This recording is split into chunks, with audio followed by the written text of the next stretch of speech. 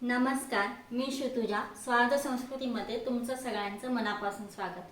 तर आज आपण बनवणार आहोत स्पेशल कोळंबी रस्सा, तेही कोकणी पद्धतीचा, ओल्या नारळाचं वाटण लावून। तर चला पाहूया आता आपण कोळंबी रस्सा कसा बनवायचा।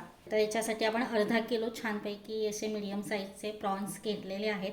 तर आता आपण याला मॅरिनेट करणार आहोत आणि त्याच्यासाठीच आपण मसाला तयार करतो। तर प्रॉन्स करी बनवायला घ्यायच्या आधी आपण ते थोडा वेळ मॅरिनेट करून ठेवणार आहोत आणि त्याच्यासाठी आपण हे कोथिंबीर, आलं, लसूण आणि मिरचीची पेस्ट करून त्याला छानपैकी असं लावून ठेवणार आहोत। साधारणतः एक अर्धा तास, म्हणजे मी अर्धा तास लावून ठेवते। तुम्हाला जर 1 तास लावायचा असेल किंवा थोडं जास्त वेळ तरी चालेल, कारण जेवढं मॅरिनेट होतं तेवढं ते जास्त टेस्टी होतं। सो रस्सा करायच्या आधी आपण हे अर्धा तास ही पेस्ट करून प्रॉन्सला लावणार आहोत। आता आपण जी आलं लसूणची पेस्ट करून घेतली ती मी एका आधी बाउलमध्ये काढते। सो आता पेस्ट आपण बाउलमध्ये काढल्यानंतर मी त्याच्यामध्ये एक छोटे 2 चमचे तिखट घालते, कारण नॉनव्हेज असला की आमच्याकडे थोडं चमचमीत आणि तिखट आवडतं। छोटा 1 चमचा हळद घालते आणि जो छोटा आपला स्पून असतो तो साधारणतः मीठ घालते मी 1 चमचा मी घालणार। आणि आता याच्यामध्ये मी घालणार आहे कोकमचं आगळ, साधारणतः एक 3 ते 4 म्हणजे 3 चमचे पण बास होईल। तुम्हाला जर जास्त आंबट प्रमाण आवडत नसेल तर हे माझ्याकडे कोकमचं आगळ आहे, हे कोकणामध्ये सर्रास उपलब्ध असतं। तुमच्याकडे नसेल तर तुम्ही कोकम चोरून घेऊ शकता पाण्यामध्ये, किंवा कोकम ही असं एकदम चोळून याच्यामध्ये टाकू शकता।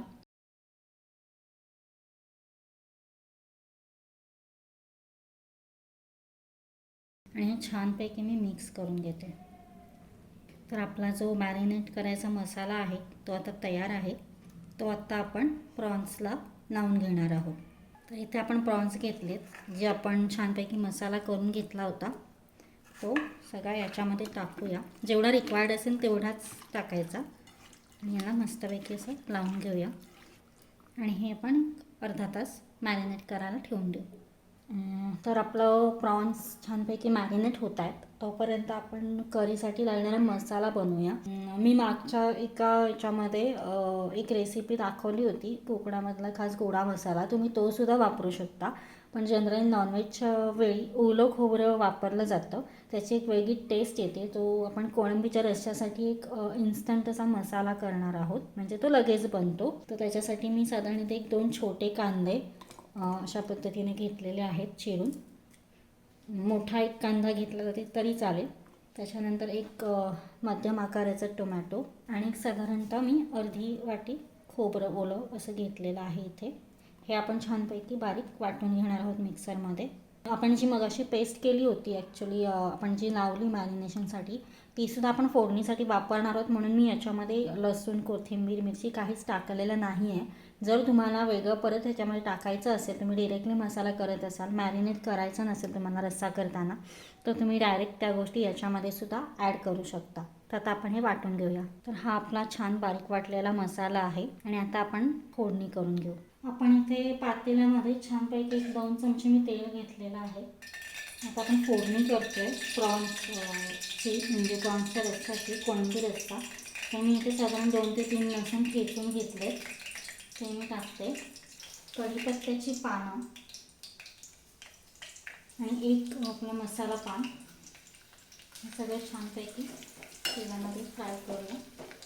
हे छानपैकी फ्राय झालं की त्यात आपण थोडासा कांदा, म्हणजे मी मगाशी जेव्हा कांदा वाटला होता तर थोडासा बारीक चिरून ठेवला होता त्यातला कांदा, तो फोडणीला घालूया।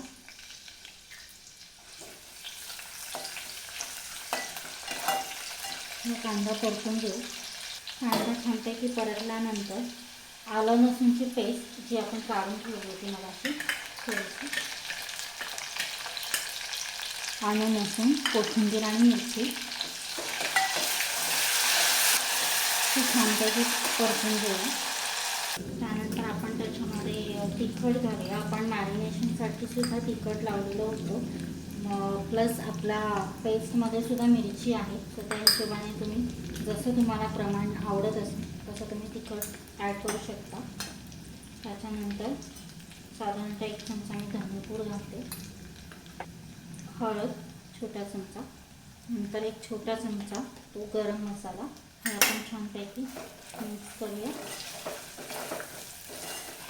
आणि अशा पद्धतीने मिक्स झाल्यानंतर आपण जो मसाला वाटून घेतलेला आहे तो आपण त्याच्यामध्ये टाकू.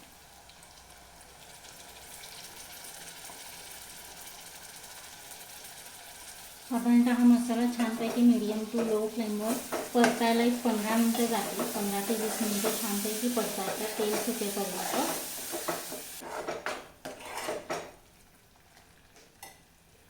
हे ऑप्शनल आहे माझं. मी चिकन मसाला किंवा मटन मसाला असेल तर थोडासा ॲड करते रश्श्यामध्ये. असेल तर तुम्ही जरूर टाका. कोणताही एव्हरेस्ट, सुहाना कोणताही असेल तो. एक चमचा मी चिकन मसाला घातला.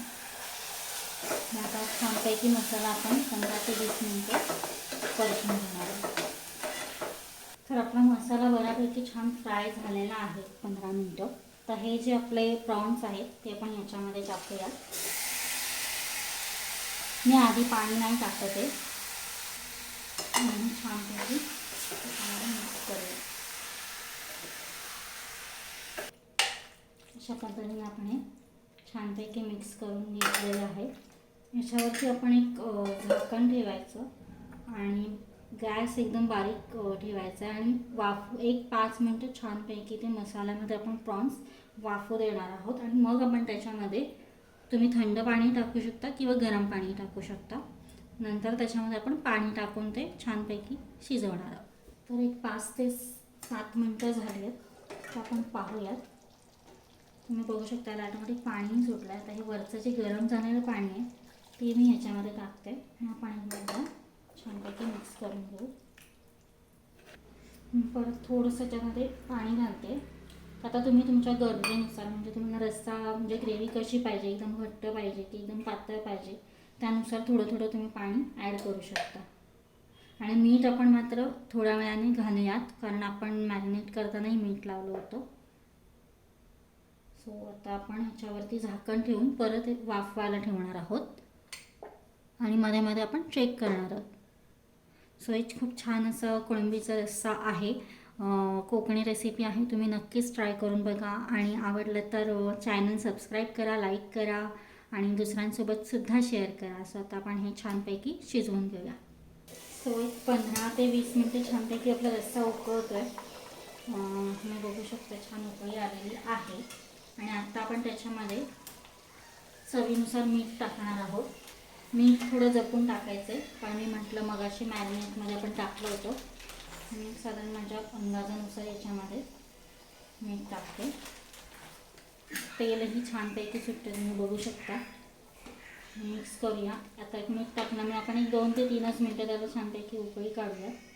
आपले प्रॉन्सही मस्त शिजले आहेत. सो आपला कोलंबी रस्सा खाण्यासाठी तयार आहे.